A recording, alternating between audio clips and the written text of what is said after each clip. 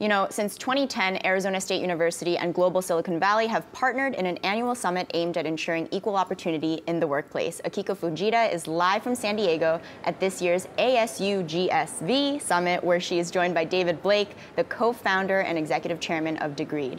Hey, Aikiko. Hey, good morning to you, Melody. And you talked about the focus here on the workplace. It's also in education. And David, it certainly seems timely that we're here talking about this on the back of the college admissions scandal, which was just over a month ago. Interesting to talk to you because you have talked about jailbreaking the degree, essentially sort of disrupting the current education model that's in place. Starting with the admissions scandal, what do you think that says about the value that we put on a university education in what's really a changing environment? Outsized in a lot of ways, you know, and it's not because college isn't a great way to learn things and to get some skills, but the way we hold on to it and transact on it, I think anymore is really sort of just outsized and a little bit absurd. What do you mean when you say you have to jailbreak the degree? Yeah, if I asked you, tell me about your health, and you said, I ran a marathon 20 years ago, that's absurd.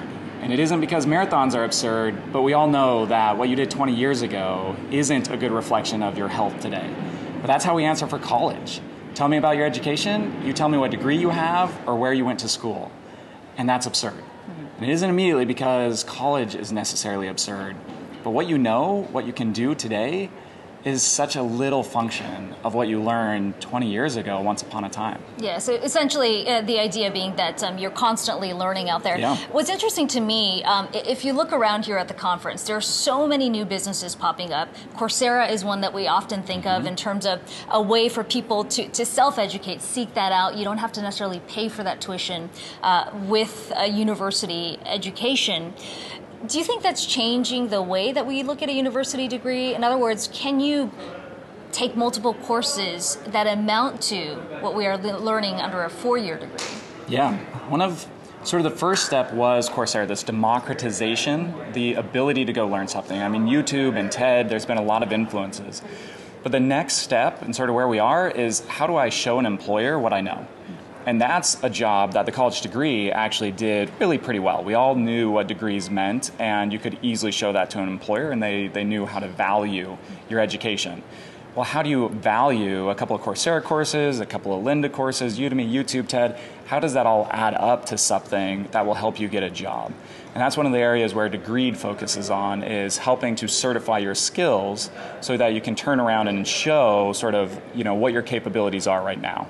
And so you recently announced a partnership with Harvard Business Publishing.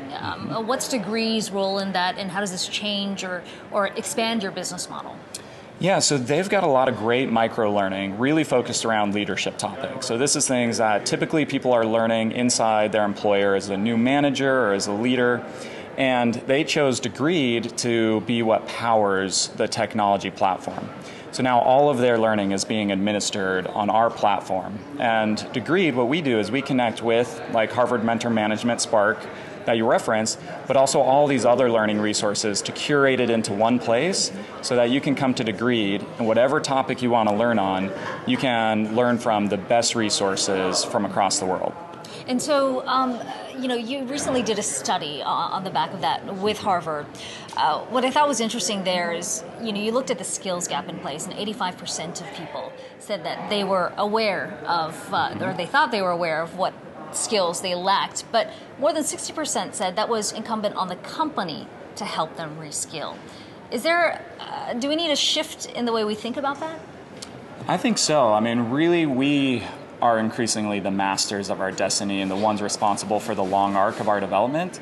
And so much of that is, you used to be at a job for a long time, but that's getting shorter and shorter.